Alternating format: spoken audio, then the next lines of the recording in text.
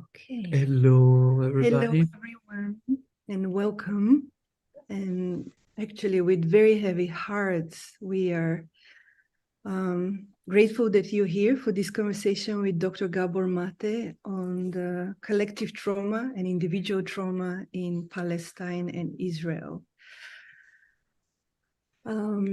Maybe we just start with a couple of logistics to let you know how the flow of this meeting will go. And then we'll proceed immediately, not to waste time for the conversation. So first of all, the chat will be closed during the conversation to avoid extra confusion. And please first send your question in the box that says questions, in the Q&A box, and then raise your hand. Click raise your hand.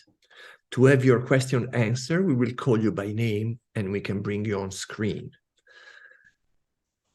Also be aware we are all extremely activated and concerned, so we wish to be heard, but please keep your question and comment short and to the point so we have a chance to leave more space for other people to asking questions. Also be aware we received many questions already, so we'll only be able to answer a small fraction of them. And last but not least, this is a public talk. It will be recorded and it will be given freely. So just be aware that your image and voice will be. So if you don't intend, if you don't want to be seen, please do not ask questions on video. Yeah, thank you. We will be sharing this conversation on YouTube to everyone. Anything else? That's it. And we have with us also Betsy Politin and Gail Brenner, two incredible therapists, trauma therapists, somatic experiencing, and they will be here with us to support the field. So thank you, Betsy, and thank you, Gail, for being with us today. Gabor, welcome, and thank you for agreeing to have this conversation with us. We're going to proceed with a lot of, there's a lot of charge in everybody's nervous system and bodies. We recognize that we're experiencing, the world is experiencing a huge wave of agitation, grief, agony, watching helplessness. Many of us have experienced sense of helplessness, sense of impotence at the face of what's happening right now in Gaza, what happened on October 7 in Israel, and what's happening in the West Bank.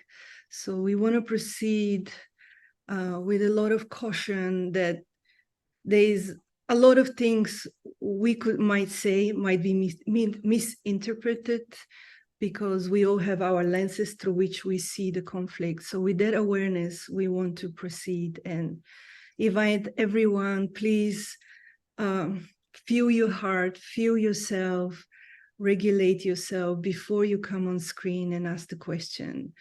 And yeah, let's try to be together with open hearts. Gabor, what we're seeing today in Palestine and Israel, it has a long history, and it's a complex reality on many levels, from political, colonial settler methodologies and ideologies, religious. There are many layers that have contributed to the situation today. And of course, there is the trauma layer that we will use that lens mostly today, hopefully, to address the situation. What would you see? What do you see? What is the collective trauma, individual trauma that has led us to where we are today? And there is two different situations, one in the Israel and Palestine and one here in the West, for those of us who are just witnessing what's unfolding there. And well, trauma is very much at the source of origin of this whole tragic situation. So first of all, let's just acknowledge that right now, on both sides. And when I say both sides, I don't just mean in Palestine, Israel. I also mean anybody who's taken a side on this issue, one way or the other. There's tremendous trauma. I mean, what happened on October the 7th was a traumatic event for a lot of people. Not just for the people directly affected, either by their relatives or friends, people they knew being killed or abducted, but by also the whole community that identifies with them. And it's painful, it's traumatic, and people's responses of pain and rage and even wanting revenge are totally understandable, especially when from a certain point of view, it flows into a long history of Jews being killed. And so, from the perspective of those that identify with Israel as the state of the Jews, a state that was established to end Jewish trauma, from that perspective, what happened on October the 7th, the largest number of Jews being killed since the Second World War, civilians, is but another horrific example of the anti-Semitic curse that has beset Jewish history. And a lot of people are experiencing it that way. And that's understandable. From a subjective perspective, I'll be talking about it from an objective perspective, which is different. But subjectively, in terms of what people feel and perceive, that's all particularly normal and understandable. The Zionist movement itself was a response to trauma. It was a response to the persecution of Jews, particularly in Eastern Europe. And most of the early Zionist leaders were born in what are now parts of Poland or Ukraine or Russia.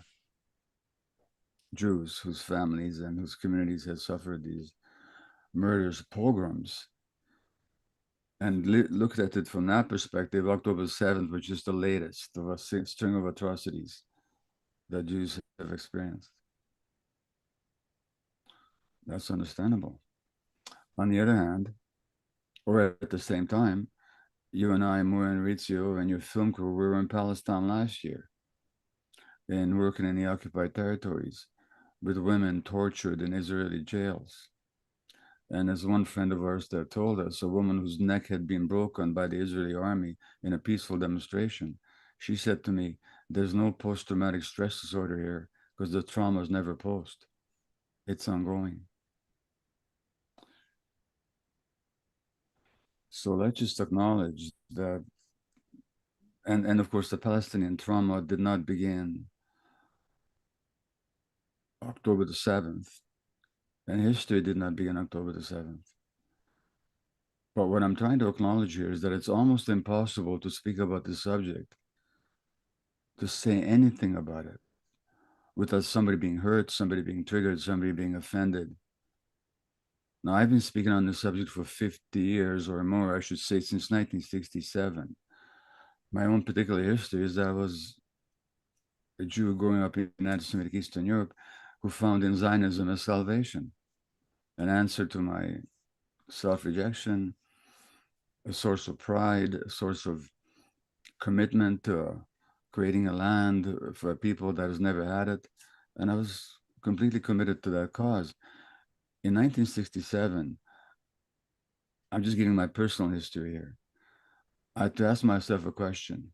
This is the time of the Vietnam War, where you could watch on television as the American military systematically murdered 3 million Vietnamese peasants in the service of a cause that was based on a complete pack of lies, as became evident to the Pentagon Papers and many other revelations, and just how the whole thing was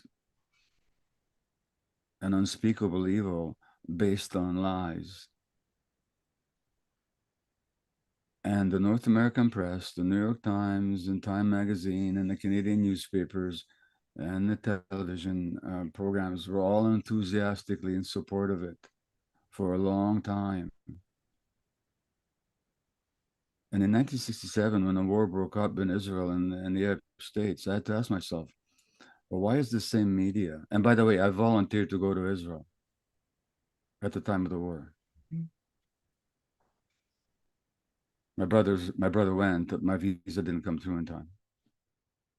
But then I had to ask myself, why is the same media that is lying so ruthlessly about Vietnam, about this mass murder,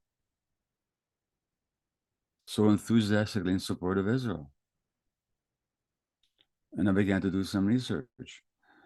And I came to a completely different view of history than I had learned and imbibed and enthused about as a Zionist. And I wrote an article then. I'm not going to go into the details, but I researched an article. I published it in the student newspaper. I was 23 years old at the time, which I pointed out that contrary to the narrative that Israel was attacked by all these Arab countries, Israel is the one that did the attacking in order to seize territory, and they'll never give it back. That article got me kicked out of my father's home and really unpopular in the Jewish community.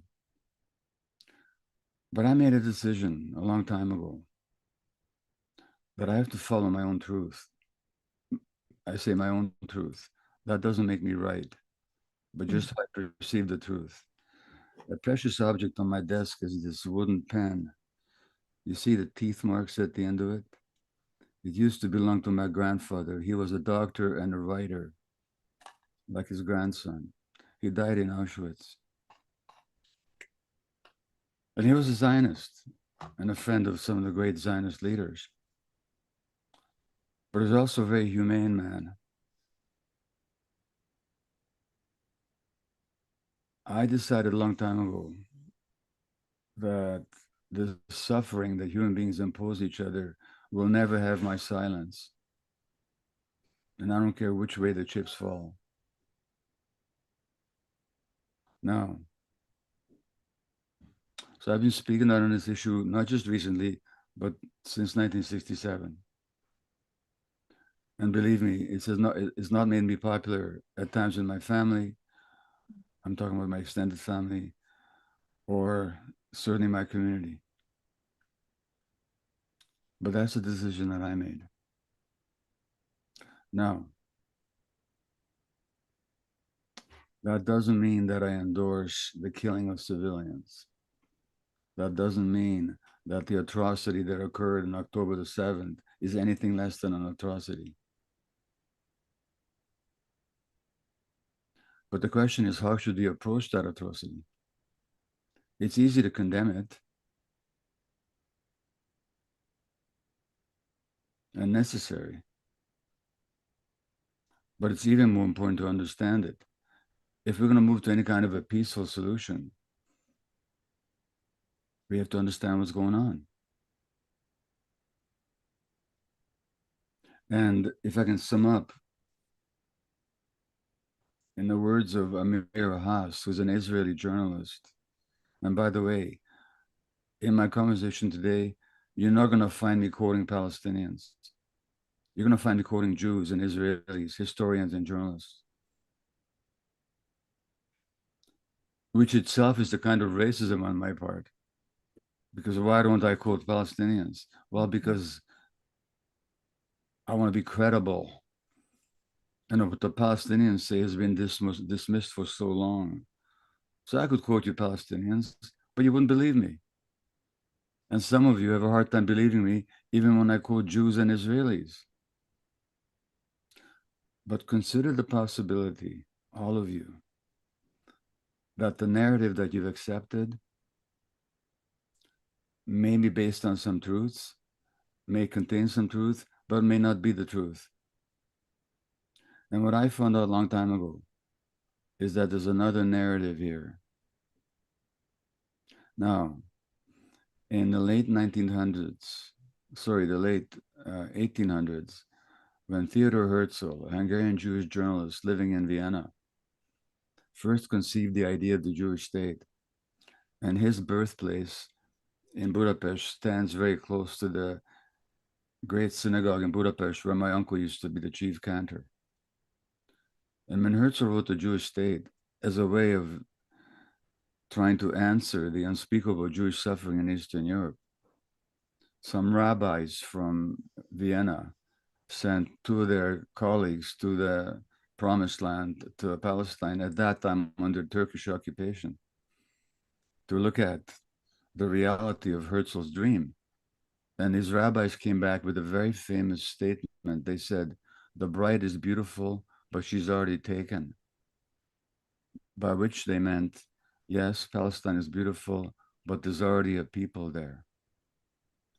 And so the Zionist project, whatever validity you might think that it had in terms of Jewish history and Jewish redemption, could only be accomplished at the expense of the people that already were living in that land and had been for a long time.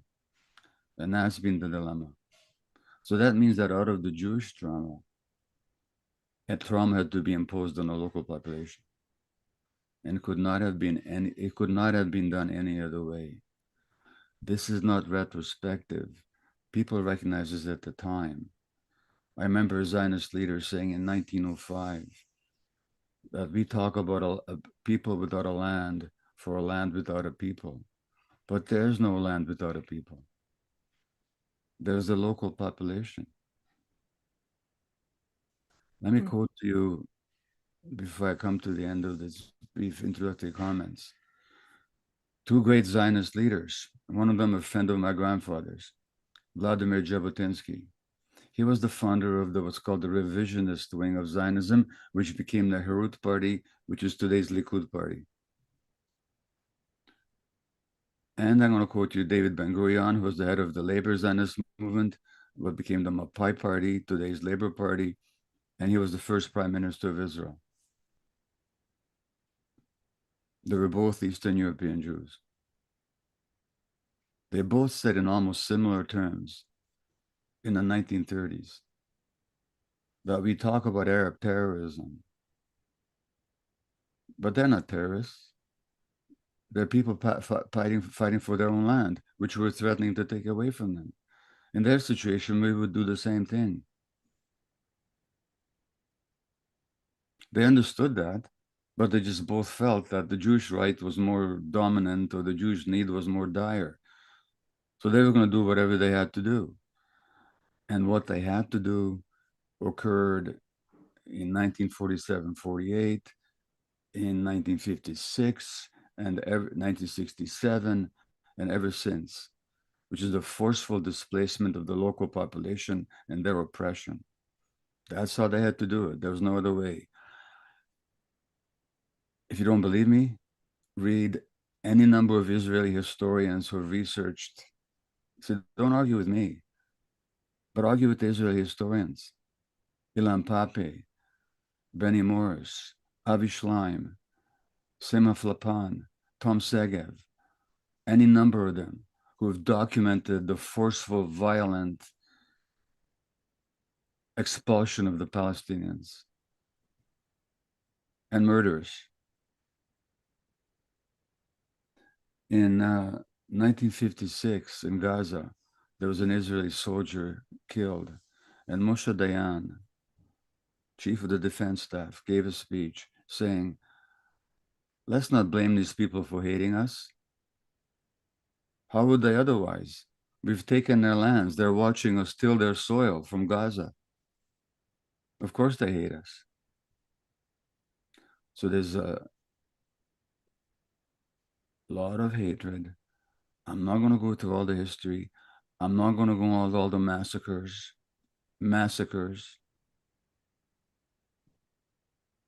that have occurred and have been perpetrated on the Palestinians, historically not in the least questionable, all documented by Israeli sources.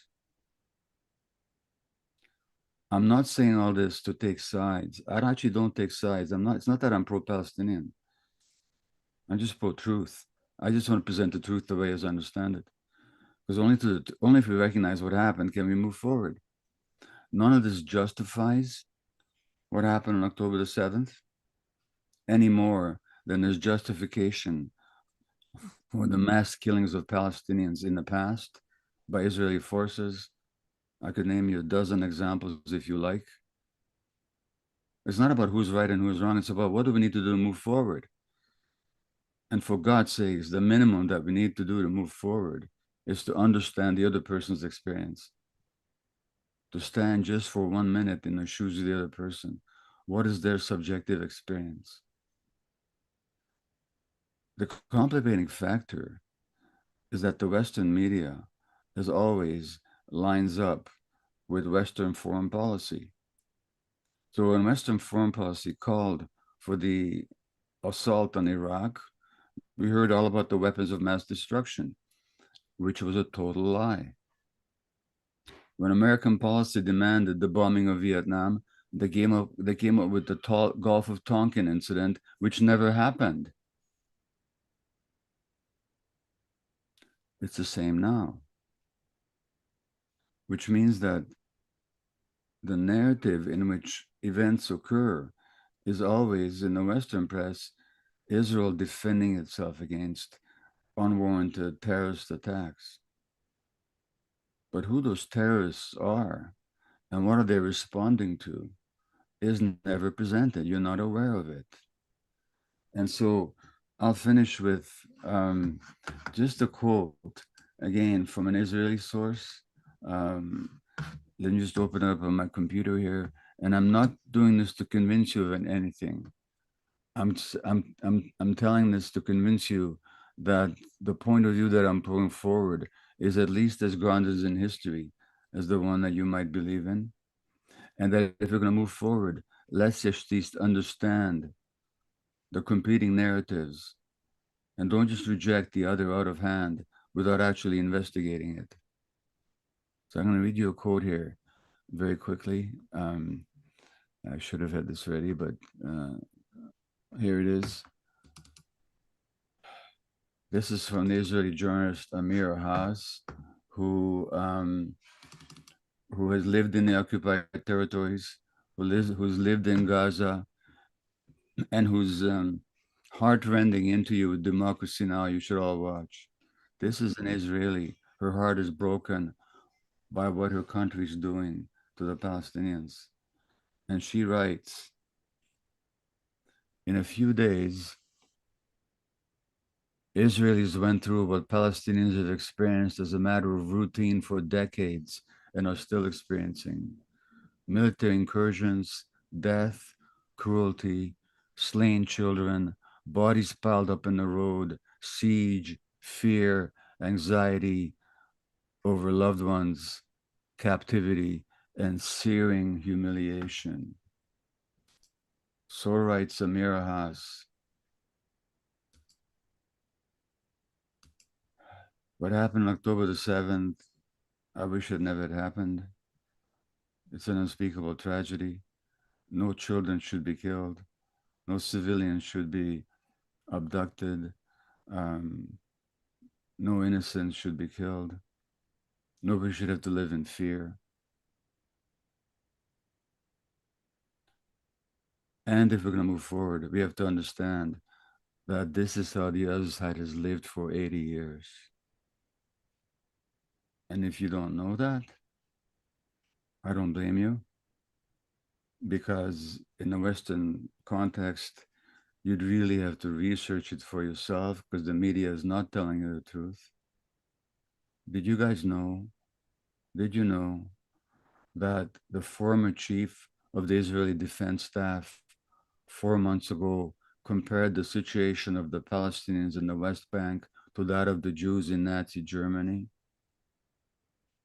Because in Nazi, not the genocide, that's not what he was talking about. He was talking about before the war, where the Nazi brown shirts, the thugs, could attack Jews and destroy Jewish homes and shops and assault Jews without impunity. And when the police showed up, they supported the Nazis. And the former deputy chief of the Israeli Defense Staff said, we're doing the same thing to the Palestinians. When the settlers show up to harass and even kill Palestinians in the West Bank, the army shows up to protect the settlers. And this year, before October the 7th, over 250 Palestinians had been killed by the army and the settlers in the West Bank, including children.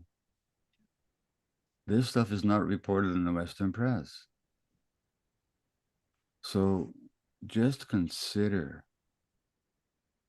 that your perspective comes from a certain point of view that may need to be examined for the salvation of your own truth. I'm going to end with something. This question of anti-Semitism. Yes, there's anti-Semitism in the world.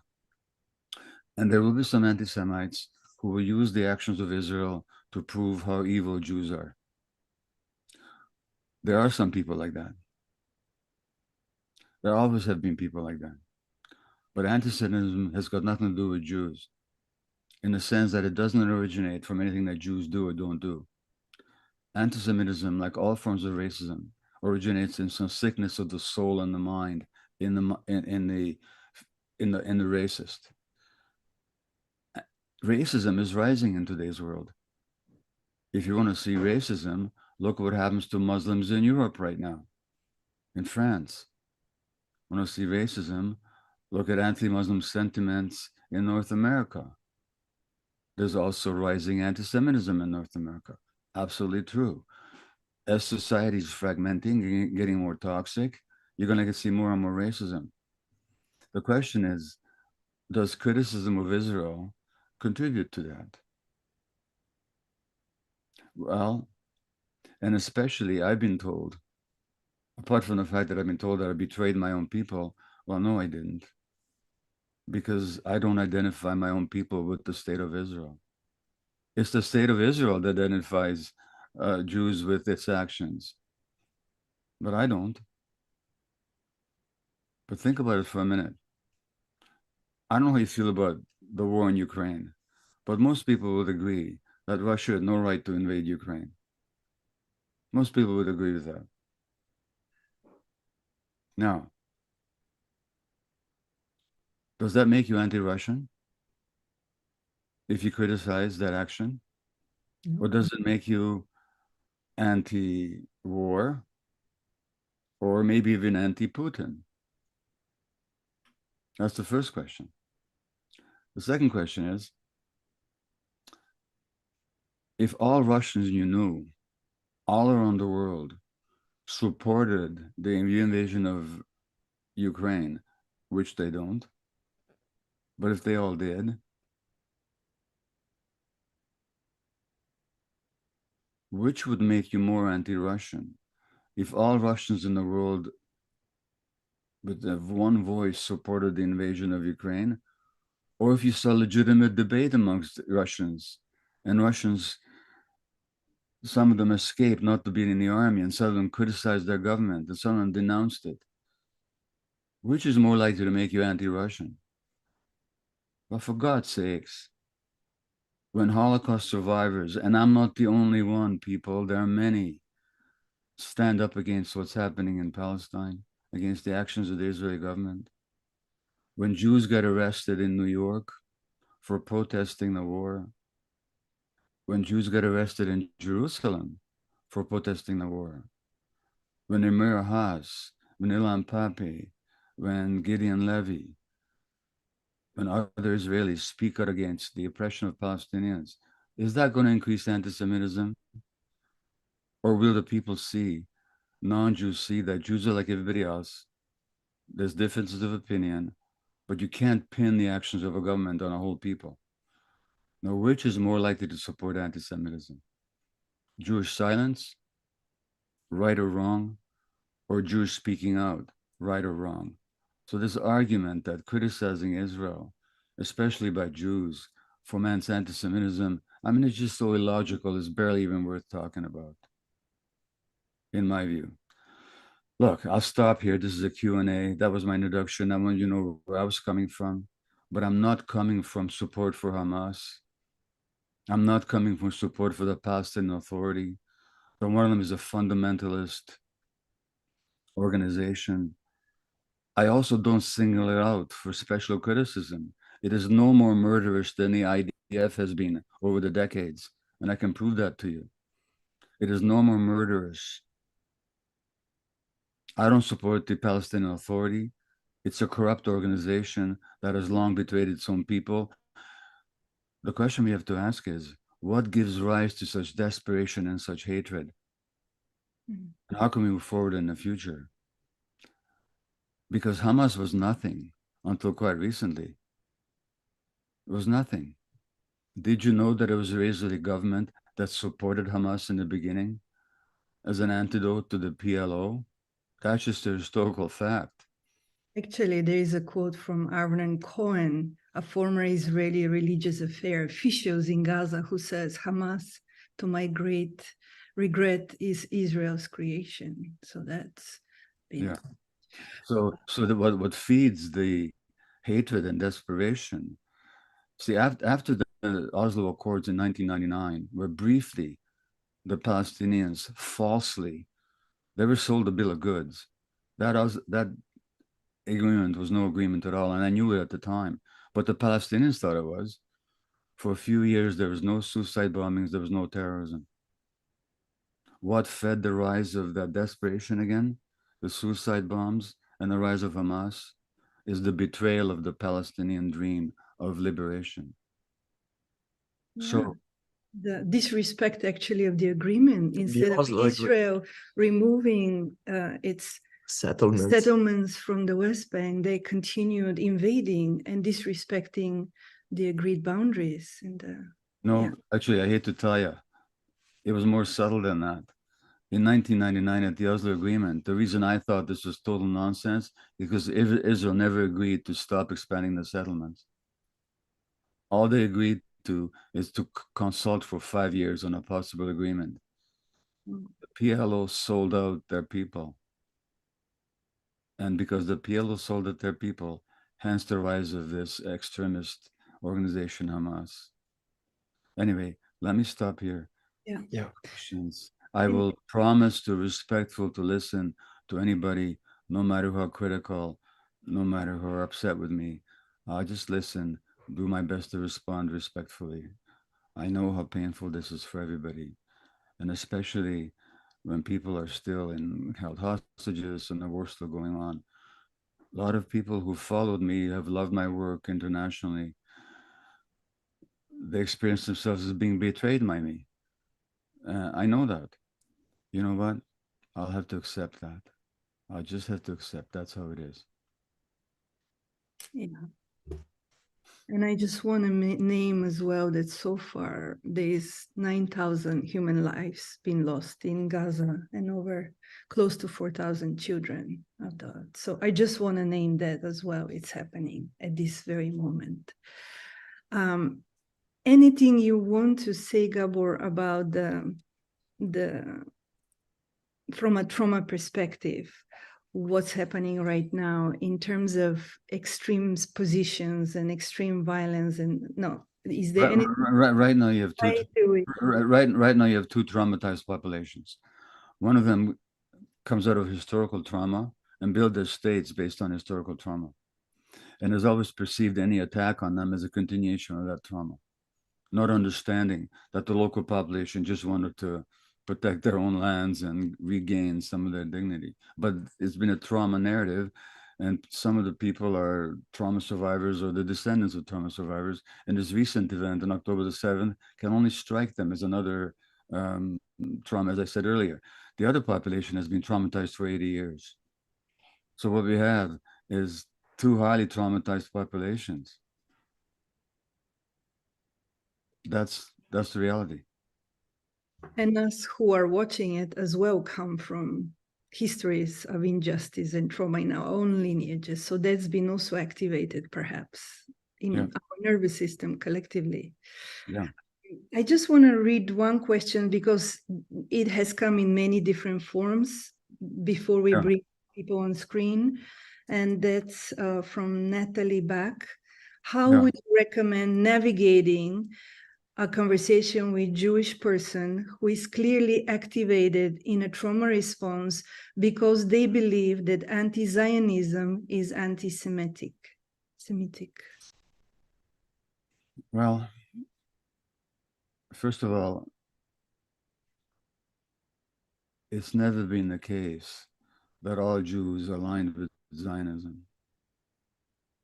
It's the Zionist movement that creates the impression that Jewishness is equivalent to Zionism. Historically, that's completely false. It's false now. But how to conduct that conversation? It's almost impossible.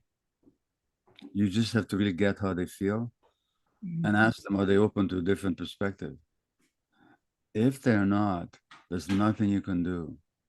On this issue, I found out that you could approach it with the humility of our father Moses, the compassion of the Buddha, the sweet divine love of Jesus, and people will still not hear you because it's so triggering and it's so sensitive. So you can hear somebody and say, I really get it. You really believe that to criticize Zionism is to be an anti-Semite. By then, you'd have to also explain why so many Jews have criticized Zionism right from the beginning. Are you aware of that history? Because you might want to become aware of it. But are you at least open? If you're not open to hearing a different point of view, just thank them for expressing their point of view and end the conversation, because you can't force anything on anybody. And also notice how triggered you might be. I could get very heated on this issue. When I do, I'm not very effective. So you have to take care of yourself. If you can be calm and receptive to their point of view, they might open to hearing a sliver of yours. If not, don't force it. And understand the pain and fear that their perspective represents. Thank you. I wanted to bring Karen. We receive Karen question. Is Karen here?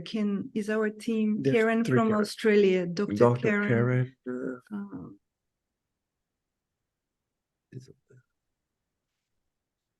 No, she's not. Sarah, is Karen there? No, I don't see Karen, unfortunately. No. Okay. Okay, well, you want to read her question or not? Shall we read the question? Yes. Yeah. Sure.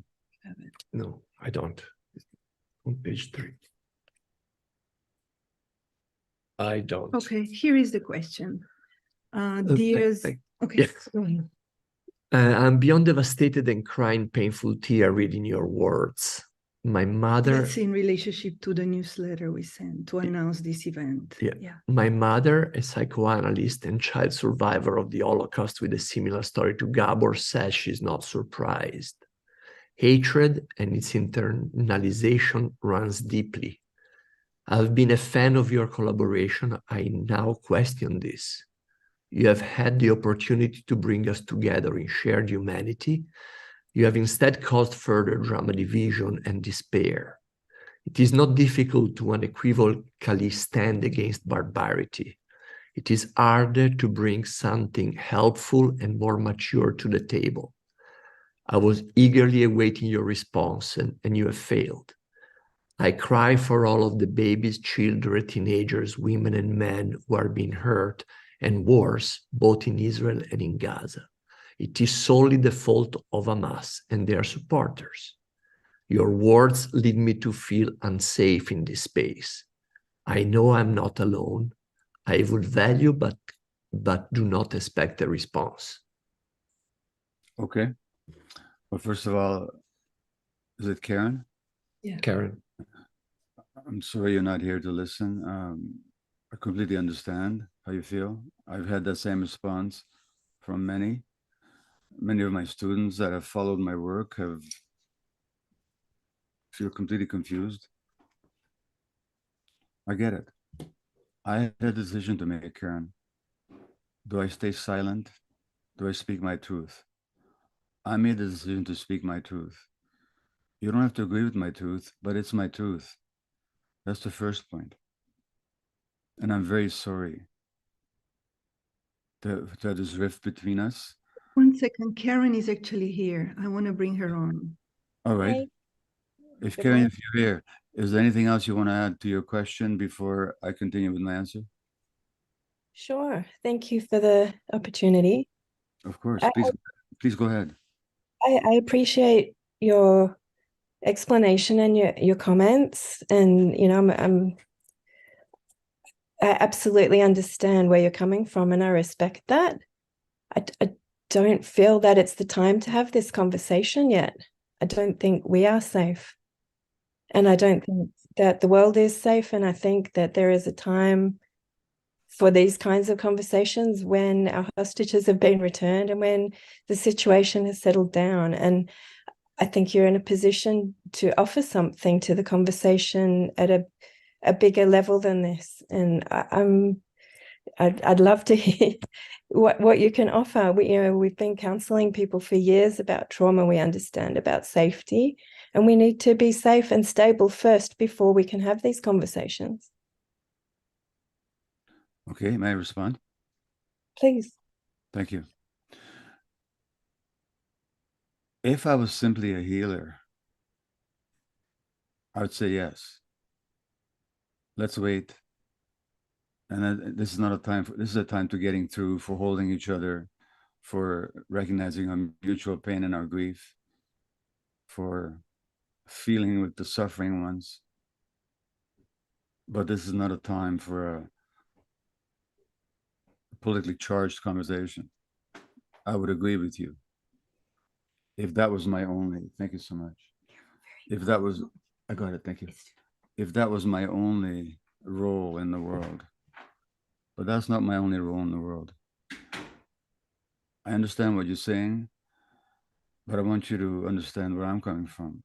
I'm also a political person living in a reality. And that reality is that the Palestinian narrative has never been told in the Western world. That every day the propaganda is all about, is so one-sided. And this is how I perceive it, okay? So, so the question is not just what do I do as a doctor and a healer, but what do I do as a human being who's watching something terrible unfold? Can I stay silent? And I learned the lesson that I derived from what happened to our people over the years and over the centuries and on the time of my birth, is that you don't stay silent in the face of injustice. So I've decided that for me, it's more important to me. This doesn't make me right. And, I'm not claiming that I have some special authority, but I decided that for me to stand up publicly against what I consider to be an ongoing injustice is more important than my role as a healer in the world. Now, that may be the wrong decision or the right decision, but that's my decision. I cannot stay silent. Now, the other thing I'll say to you, Karen, is with all due respect, have you spent 5 minutes investigating the other point of view? I've spent more than 5 minutes investigating, and Okay. I don't. So when you say that, it all starts with Hamas. Do you really know the history of Gaza and Hamas?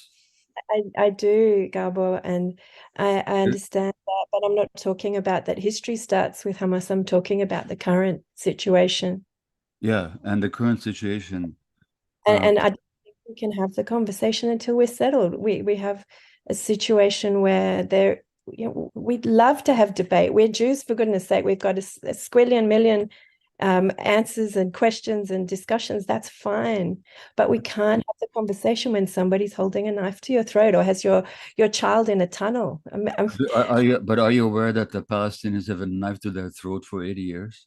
I do. I understand that, and I cry about that as well. I fully am devastated about that. I am, but then when should we have the conversation? Why didn't we have the conversation a month ago? when our hostages are safe in their arms of their family, and Karen, there's 7,000 hostages in Israeli jails. So let's have that conversation. That's But no, something. but we weren't having the conversation. The world wasn't listening. Well, people are having the conversation. Israelis are marching on the government because they don't agree with their their prime minister's actions. Let me give you one answer, then let me ask you a question, okay? If that's okay. Sure. The Israelis marched. They didn't march for the Palestinians. They marched for themselves. They marched for to defend the Supreme Court. When I was in the West Bank last year, working with tortured Palestinian women, at the same time, the Israeli Supreme Court issued a decree which gave the Israeli army to move Bedouin people off their lands in the West Bank to make room for the Jewish settlements. This is the court that Israelis were marching to defend. So this conversation is not being held. But you know what? You and I could debate this till the cows come home. That's But right. let me ask you a question. Why do my words make you feel unsafe? Because the consequence is that it reveals people's latent anti-Semitism, Okay. and that there are consequences in Sydney, Australia, and consequences in we've had lots and lots of examples where that is, and it's a big problem, and like you say, it's where does this come from? I'm interested in that conversation. Why is it so important for everybody to hold Israel and Jews to a different standard? And why do people, why does that happen? I appreciate what you're saying about Ukraine and Russia. I do understand that, but then people don't go and attack people in other countries about what's happening. So it's somehow something bigger. Okay, but that's not happening because Jews criticize Israel. That's happening because people use what the Jews do. Those who are anti-Semites will use whatever Jews do to further the fuel of their racism. That's just what happens. Yeah. Do Jews criticizing Israel increase or decrease anti-Jewish feeling? What do you think? What makes sense to you? I don't know the answer to that, Gabor. If all the Jews supported what was going on, as opposed to the actual debate that people can witness, which would undermine anti-Semitism? I think that's magical thinking, because I don't think that would even make a difference. That's the whole point. I agree with you. Anti-Semitism has got nothing to do with what Jews do or they don't do. And therefore, my words neither diminish anti-Semitism nor do they add to it. Anti-Semitism is a disease. It's got nothing to do with Jews. Just as anti-Muslim sentiments is a disease, anti-Black sentiment is a disease. I appreciate that. That's just how it is. Mm. So, okay. I understand. By the way, is it true that Israel held to a different standard? Yeah. Because so far in the Ukraine war, there's been about 10,000 civilians in the Ukraine killed, according to the figures. 10,000 civilians. That's 10,000 more than should have been killed. In Palestine already, nearly that many has been killed in 2 weeks. I don't see anybody holding Israel to a higher standard. I actually see Israel getting away with stuff that nobody else would. Those reports of 250 Palestinians killed in the occupied territories, did you read about them before October the 7th? Mm-hmm. You knew about it? Mm-hmm. Okay. Well, most people didn't. I'm so sorry. I'm just so sorry for this whole mess. But I don't think what I say either takes away from or adds to the tragedy of the situation. And I just think we all have a decision to make. And this tension that I speak about between authenticity and attachment, I made a decision a long time ago. Authenticity. That doesn't make me right, Karen. I know. But it does align me with myself. I appreciate that. And you do need to hear that it does cause pain to people who hear you speak like that. And that's my truth. You know what? I totally understand that. And I totally understand why it would cause pain. It's not my intention to cause pain. Appreciate the conversation. And you too. Thank you. Thank you, Karen. Thank you, Karen. Thank you so much. We would like to bring now Noor Ramadan. Yeah, hello. Hi. I am. So my question is more on somewhat of the other side. And I find that Palestinians are right now, they're going through a lot of these emotions, the pain, the grief over all the lives that are being lost. And then B, having to educate people on like why their lives matter, and just because of all the propaganda that's out there and the misinformation, right? And then C, are facing racism and discrimination. I know people that have lost their jobs for being pro-Palestine. And my question is, what advice do you have for Palestinians to get through this, especially when a lot of us are just getting so burnt out with the news?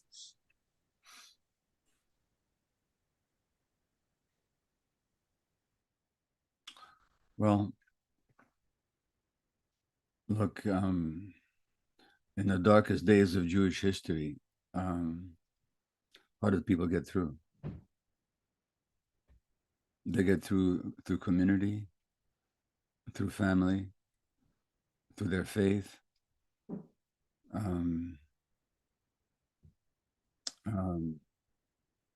to knowing, as the Bible says, this too shall pass.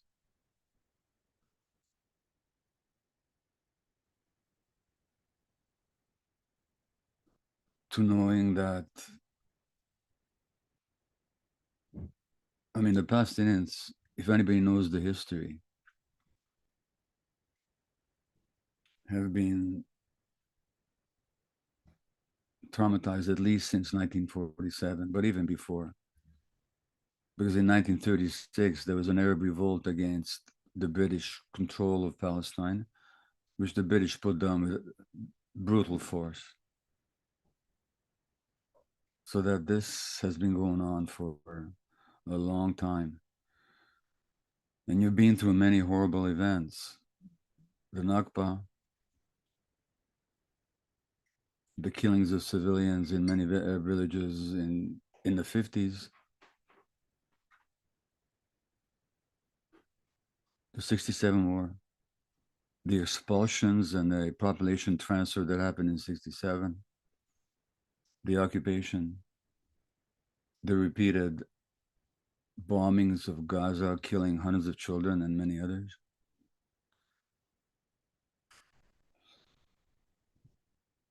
What has allowed you to get through all that?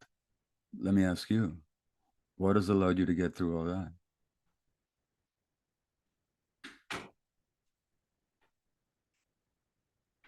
Community, like you mentioned. But I just feel like there's just so much demand for people that need healing and need to get through this, especially on the Palestinian side. And I find that they're a bit at this like disadvantage, right? Because there aren't that many resources, because they're marginalized to begin with. And I've like, as a space holder, that's something I've been noticing, and I find that that's what a lot of people are going through right now. All you can do is do your best and know that your best will not be enough. But it'll be your best. That's all. And look after yourself as best you can. And I say the same thing on the other side. I mean, not that I'm making it equivalent numerically, but you know, there's a lot of traumatized people in Israel right now, and the mental health services are overwhelmed in that country right now.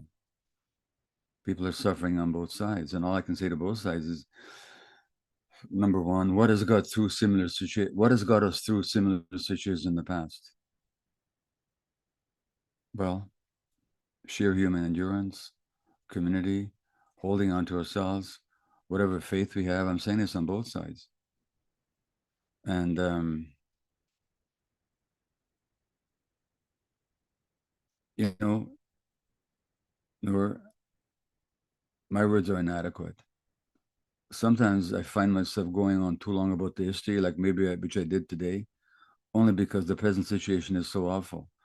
And I don't have an adequate answer to the question of the trauma on both sides right now, but certainly not on the Palestinian side, where you're watching these babies being pulled out of the rubble every day, and the world is cheering it on.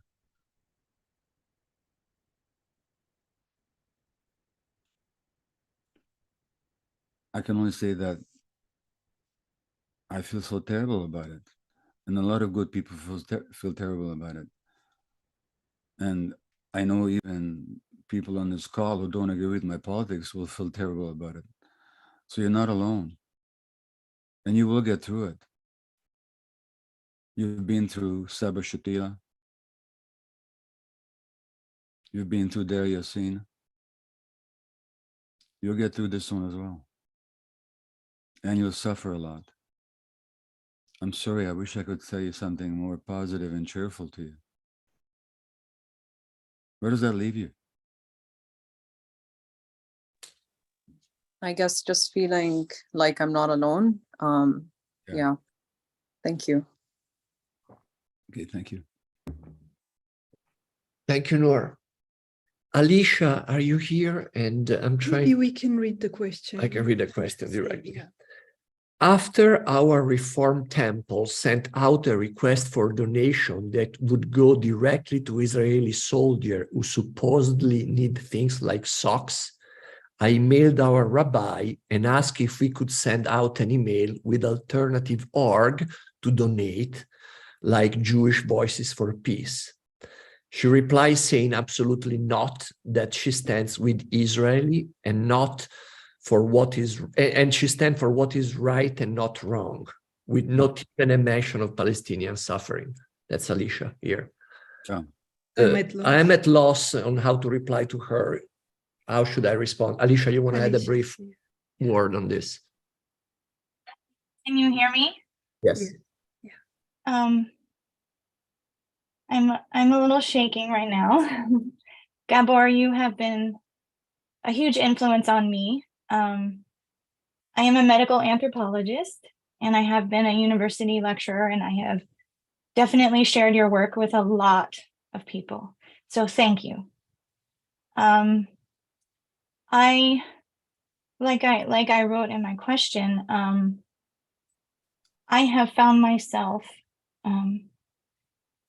wishing I had a better community, meaning that I recently moved to a new place, and I found a place in the Jewish community here, and that was very nice. I've never really been part of a Jewish community before in that way, like in relationship to a temple. And so when that email came out from the board president of the temple, this Reform temple that I thought was very progressive, I had to reply because I just had to get it off my chest that maybe we should offer an alternative to that perspective, and to not leave people feeling like I feel like I'm not a part of that community anymore, because I very much disagree. So I haven't replied to the rabbi. I have resigned as a Sunday school teacher because I can't participate. I hear you. I don't have an answer for you. It's how it is.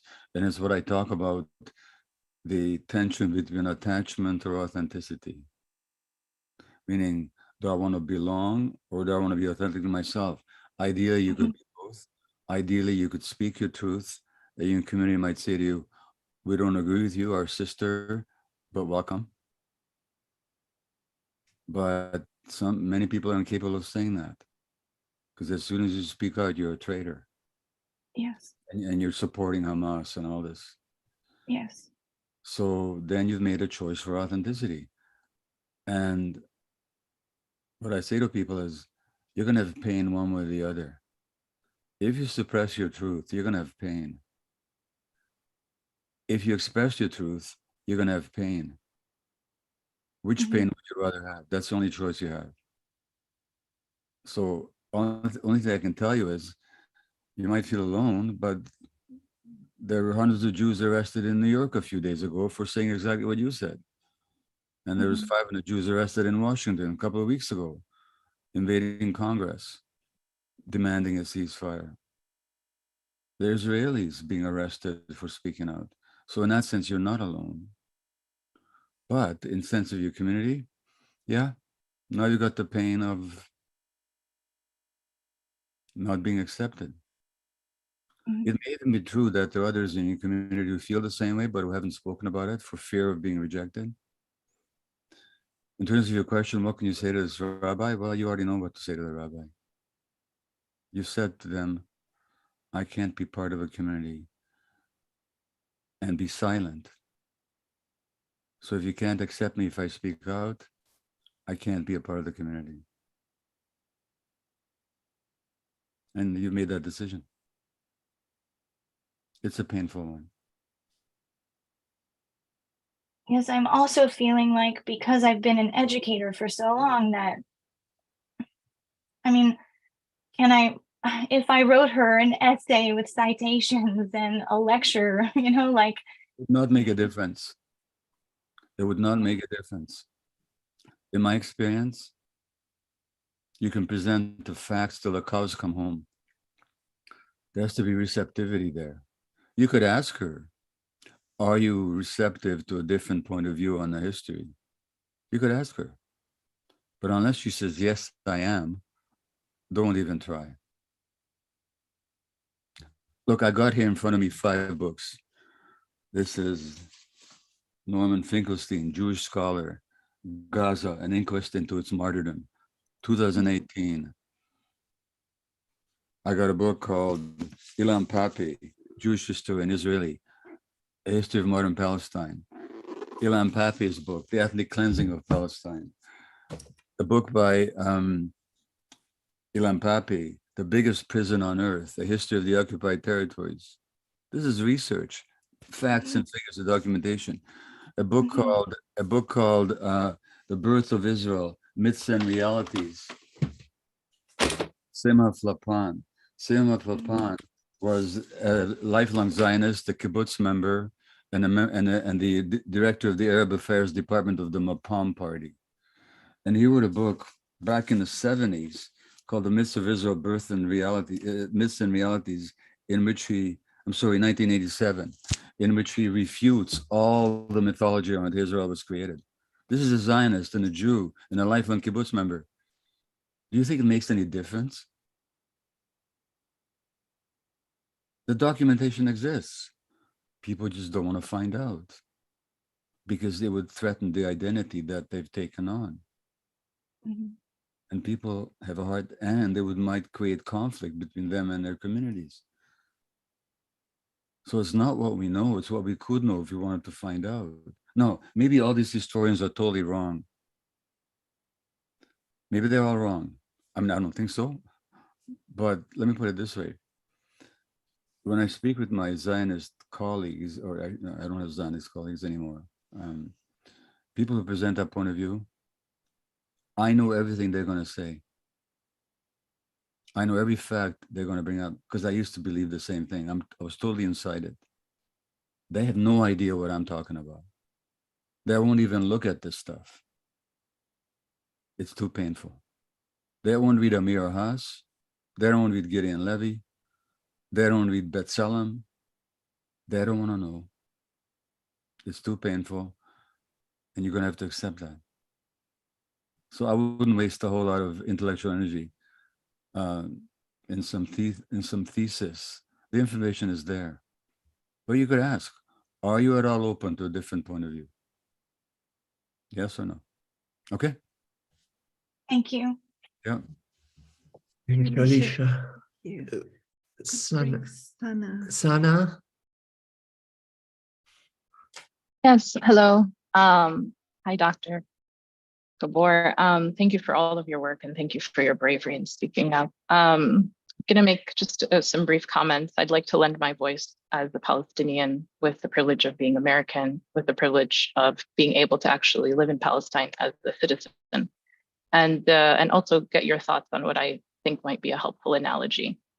Okay. I was born the year that the Berlin Wall fell. I learned about the tragedies of the Holocaust and anti-Semitism and deeply hate them. I attended my first protest in 2001 in the Intifada. I remember Srebrenica and I remember Rwanda. I suffered through the anti-Arab hatred following the tragic events of 9/11.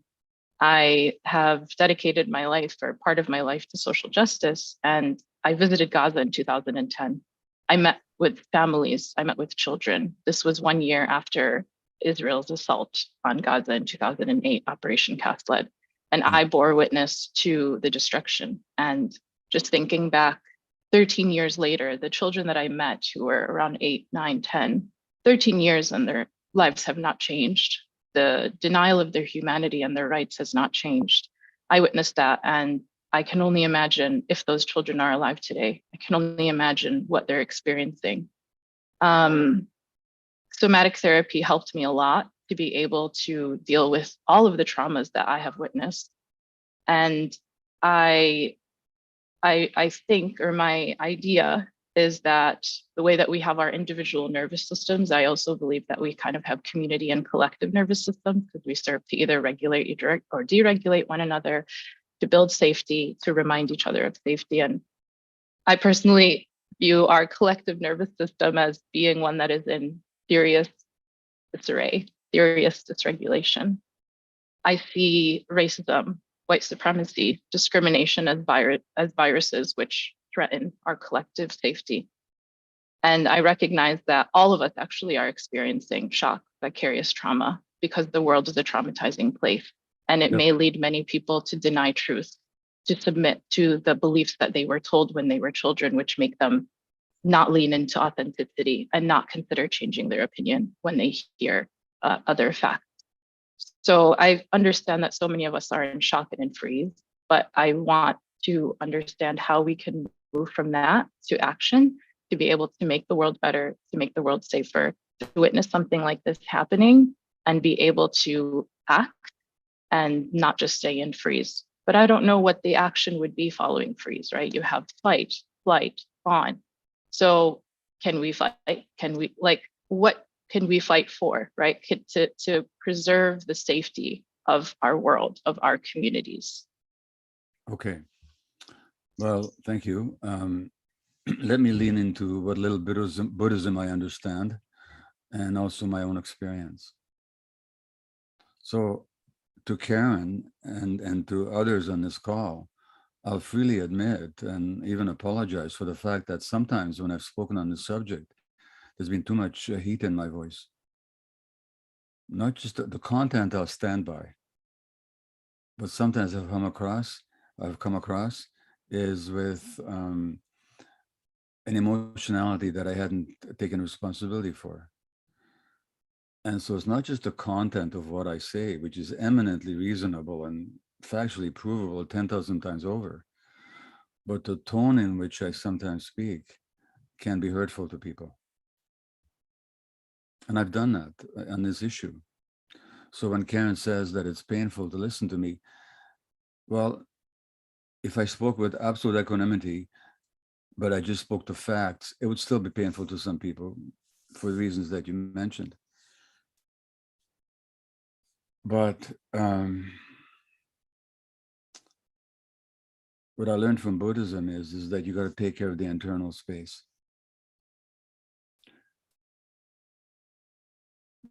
There's a quote by Krishnamurti where he says that action is meaning only in relationship.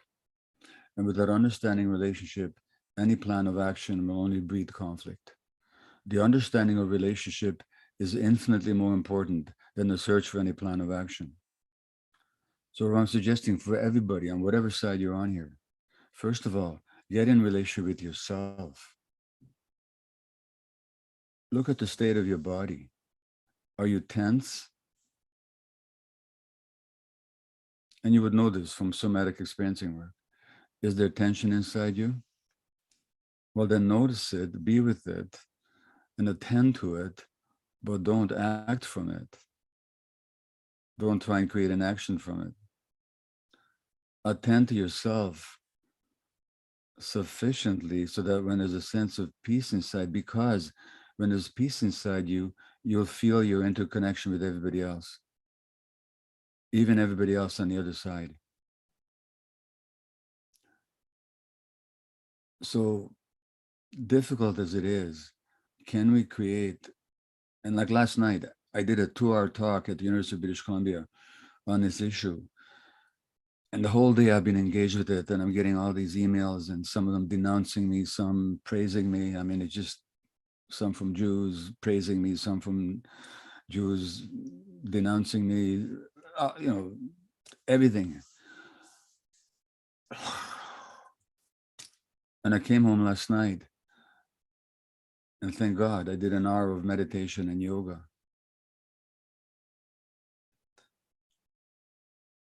So take care of your internal space. Don't worry about the plan of action. Take care of the internal space, and then get in relationship with yourself and your common humanity. The action will then arise from that relationship.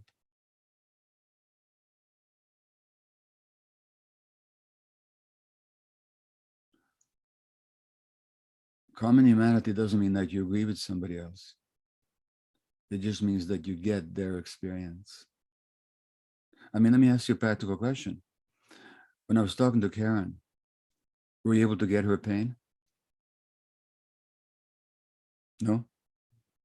Not to agree with it, were you able to get it? I can't talk. Oh, yeah, I'm sorry. I did. I do. I've Okay. studied. It's, Okay. of course. Well, that's something. Okay. And I hope that Karen, if she's still listening, can get your pain. So let's just see the interconnections, and let's just create that internal space that action will arise from. That's the best I can tell you. Thank you. Thank you. Thank you, Doctor. Thank you, Sana. Thank you, Sana. We want to bring Ray. Ray Habile. There we go. Hi. Hi, Gabor. So grateful for this opportunity, and thank you to the SAND team for bringing us together in this space. I, as a Jewish American and a Kohenet, a clergy person, and someone who was raised with Israeli family, it's been a journey of unlearning for me, and one of understanding and having feelings of betrayal and anger, and how could I not see this? And like Sana, I was in Gaza 13 years ago and have been having sleepless nights thinking about our friends there, wondering, are they alive? Are their children alive? It's a terrifying time, of course, also for my Israeli family who have loved ones in hostage. And I just, I wanted to use my voice to center the voices of those who are maybe most impacted in this moment, and highlight a question that I saw in the Q&A from someone, anonymous person who's in the West Bank. Salam alaikum to that person, who writes, most resources I know and see are for people who have experienced trauma that has passed. I'm looking for suggestions and resources for my friends, students, and neighbors that we might support each other while we are experiencing this weeks-long persistent stress, along with multiple and compounded traumas that most people already live with here in the midst of experiencing it. So I wondered if you might speak to that for our Palestinian kin who are dealing with that, and any of us anywhere in the world really who are not just dealing with a post-traumatic stress, but are dealing with a real live physical threat of safety in this moment. And a kind of secondary to that, if you might help us disentangle when we feel unsafe, how do we recognize whether we are legitimately unsafe or having a trauma response, for particularly those of us in the US. And if I might add just one last piece is, sometimes I feel we get lost in these both sides and trauma and religions and all these things, and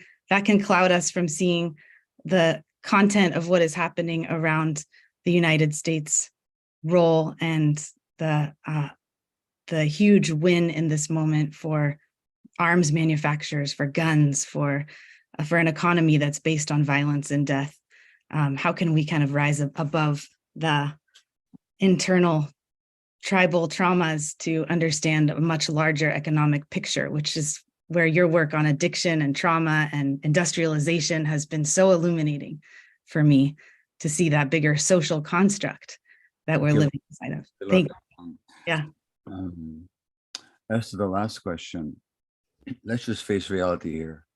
No matter which side you're on, you know something? Israel is peanuts. The Palestinians are peanuts. The gorilla that's chewing them both up is the United States empire. Americans don't, we can make three suggestions. Why does America support Israel so much? We can say, America loves the Jews. Well, let's forget that one, okay? Empires don't love anybody. They just love their own interests. Right now, the Jewish state, Israel, is of use to the American empire. It's that simple. Just as it was used to the British Empire. Winston Churchill said that the creation of a Jewish entity in Palestine accords with the best interests of the British Empire. He said this in 1920. That's why the British allowed the Jewish institutions to be established, the Jewish army to be created and trained while they were suppressed the Arab revolt. Then the American empire took over. So America loves the Jews? No.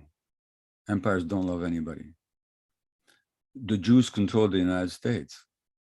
Well, that's just anti-Semitic nonsense.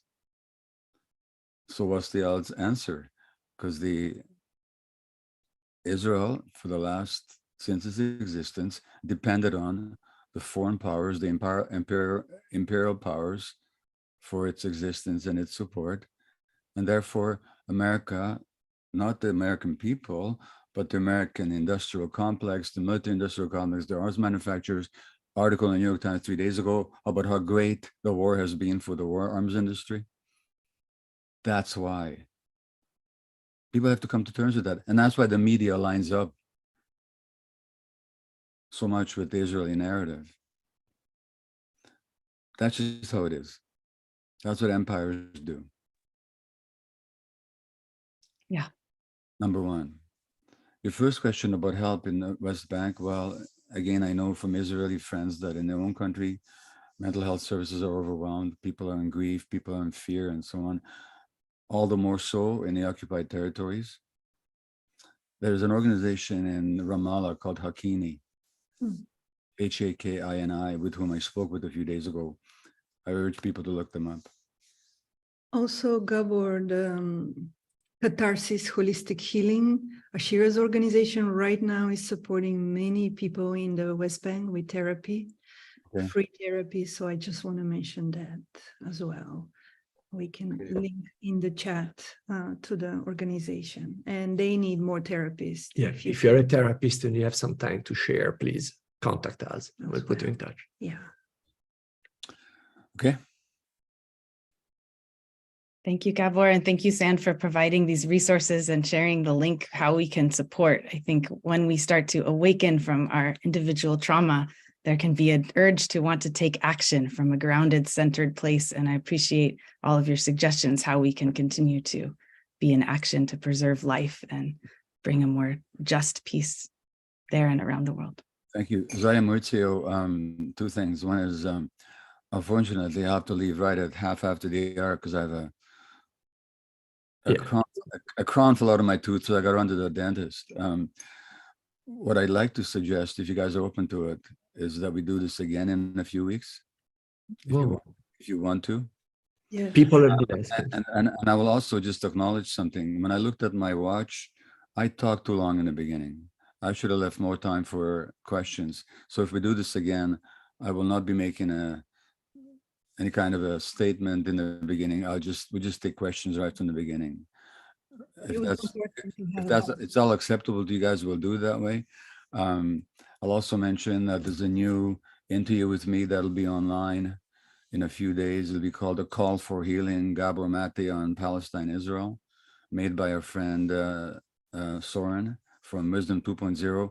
I think you'll be letting your community know about it. It should be online within a day or two. Really, is it a call for healing? My best attempt. And I'll take one more question now, and then perhaps we can consider Okay, It's two. 10:28. Just Sorry? so it's Yeah. 10:28. So we're 10:30 was our time. If you're Yeah. open, It's for your another question. talk with your dentist. We have 10:28. Rasha could be ready for a question. Rasha, can you do it super fast? We'll take one quick question, and if you guys are open to it, we can do this again and leave more time for questions and without a big statement from me. Okay? Rasha. Yeah, thank you so much for everything that you're sharing, Gabor. My question is, as somebody that's kind of dedicated to healing, that is sitting in this presence right now, I'm feeling so much fragmentation within myself. I'm trying to hold that, but my struggle is between holding the fragmentation and holding the openness that is actually really necessary for us to heal. Because I'm seeing a lot of people holding that space of openness in what I'm perceiving more as bypassing. They are maintaining equanimity without actually really participating or recognizing the trauma. Yeah. Well, that's their own trauma. That doesn't allow them to get in touch with the actual pain that's there, so that Om Shanti, spiritual bypass, is a nice way not to experience. And spiritual bypass is a huge problem. And maintaining equanimity and let's hold the space. Meanwhile, people are dying. And so that's why I decided to speak up. Not just to hold healing space, which is what I usually do in the world, but I had to speak up. I had to. So it's an individual call. But when you're in this, holding this space, just be aware of what you're excluding. And as to your own fragmentation, spend time with it curiously. You know, don't put pressure on yourself. Just sit with your fragmentation and be curious about it. What is it about for you? And through that curiosity, you'll find the wholeness. I really wish I could spend more time with you all, Zaya Maurizio, and everybody who spoke or didn't speak, put the hand up. I'm sorry we didn't get to you all. I wouldn't say I'm happy to do this again, but if it's necessary, we'll do this again. And that'll be up to Zaya and Maurizio and their wonderful organization. Thank you all. I'm off to the dentist. Thank you so much, Gabor. Really appreciate you being with us today. We will continue. Bye. Thank you. And everyone, we would like to invite you to stay a little longer here. We have our dear friend, Gail Brenner. He was an amazing therapist that will guide us through a little grounding space so we can digest and integrate everything that we've shared in this conversation and leave this space more centered, more grounded. So Gail, please join us, and thank you so much for offering your support and being with us. Yeah, thank you so much. Yeah, so I just want to name and acknowledge and make space for whatever might be here in our field right now. And I want to suggest that people put their view on gallery so that we can just take a look at each other for a moment. And if this is too activating, I invite you to take care of yourself and just close your eyes, or even just leave if you need to. But if you can find some openness in yourself, just take a look at some of the other people that we've been sharing this space here with. Courage that each person here brings to being here for this difficult conversation. And opening for a moment to our shared humanity here.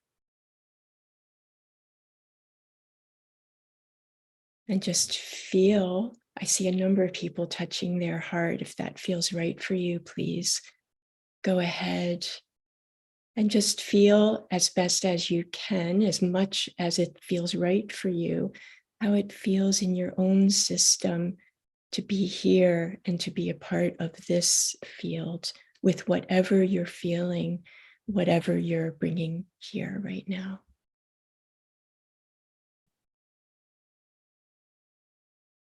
tenderness, grief, sorrow, your own trauma being activated, the feeling that arises when you consider what's happening in the world and between Israel and Palestine. Just taking a moment, just as much as it's available for you, to make space for what you're feeling, for what you're bringing here. Because it matters. How you feel matters.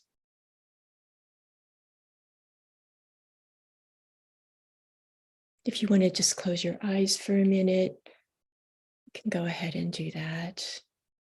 If it feels right to take a breath, just do something very simple, which is to feel how the breath is moving in the body.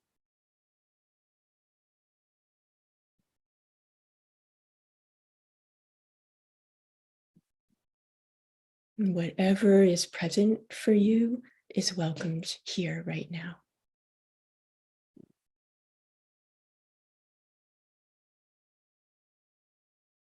And notice maybe how it feels in your body. What's alive in your body right now.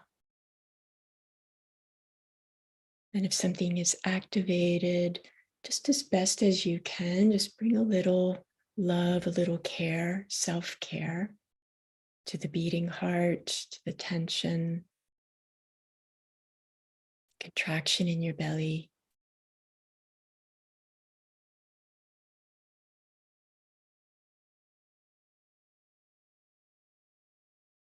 And feeling yourself sitting in your chair,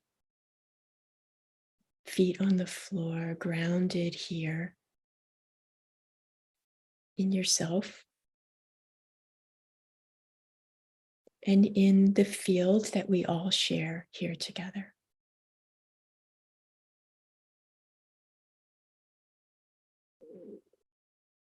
Honoring yourself for whatever is alive in you.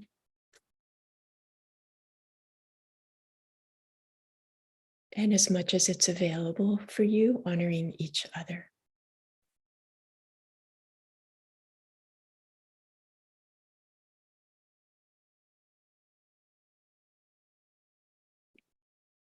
So in a moment, our meeting here will end, and just reflecting what it is that you'd like to take away from here, what you need to leave here.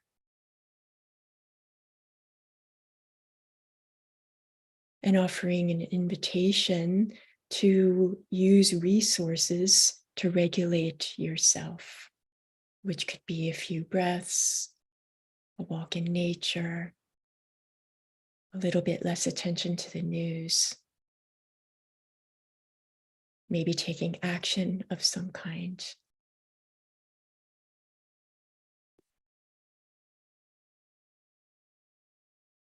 So as much as we care about what's happening with other people in the world and around us, also including ourselves in this possibility for self-care.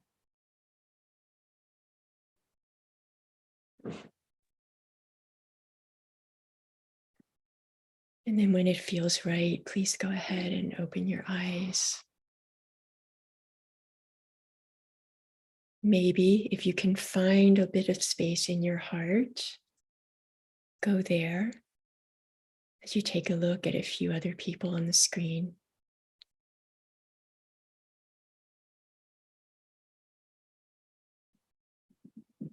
And again, as much as it's available, meaning not pushing yourself or forcing yourself to feel a certain way, but if you can, even just a little bit, opening to our shared humanity here. In this actually amazing space that sand creates here.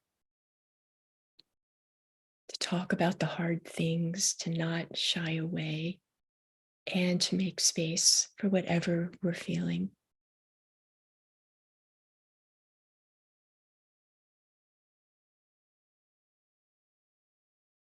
Thank you.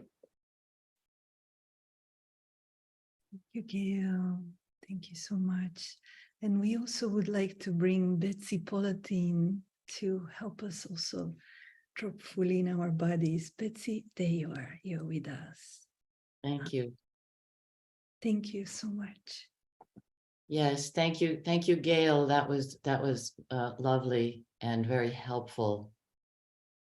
So acknowledging the anxiety, the pain, the sadness, our breath does get affected. So as we're doing and watching the movement of your breath, what moves, what doesn't move? Where does your breath hit a wall? And just notice that as the air comes in and goes out, there are shape changes inside. And there's a rippling of that movement.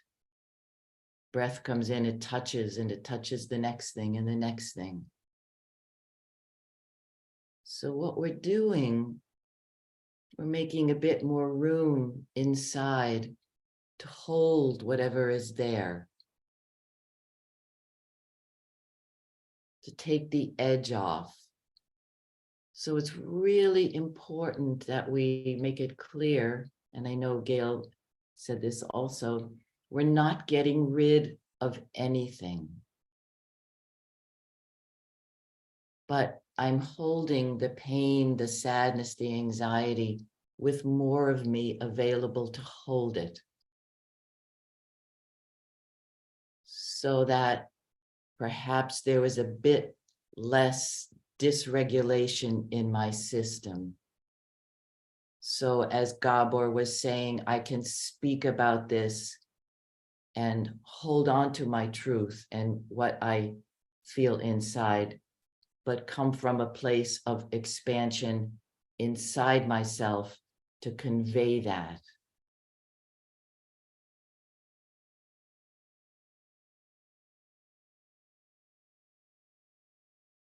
So I would leave you with that.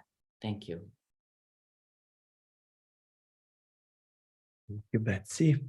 Thank you, Betsy. And thank you so much to the SEND team for supporting us to hold this space together. Lisa, Sarah, Stacy, Riley, Jean-Ric, thank you so Carlos. much. Ray. Great. Thank you everyone for your presence, and we'll share this recording on YouTube so you can share it with anyone, and we will continue holding space together. And sorry for the people whose questions have not been answered, but somehow we feel a lot of the questions that have been asked have been answered through the question that have been asked, if it does make any sense. And so thank you. Tomorrow we're starting also, how timely, a webinar with Gail Brenner tomorrow morning. So with 4 sessions, working with trauma regulations, being in relationships.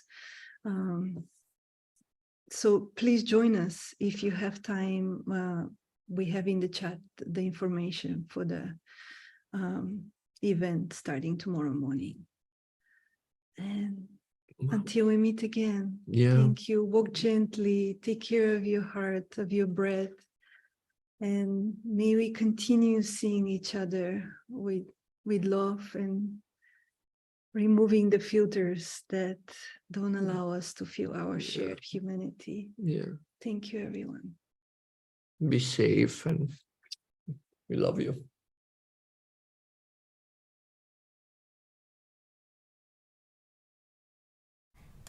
Thank you.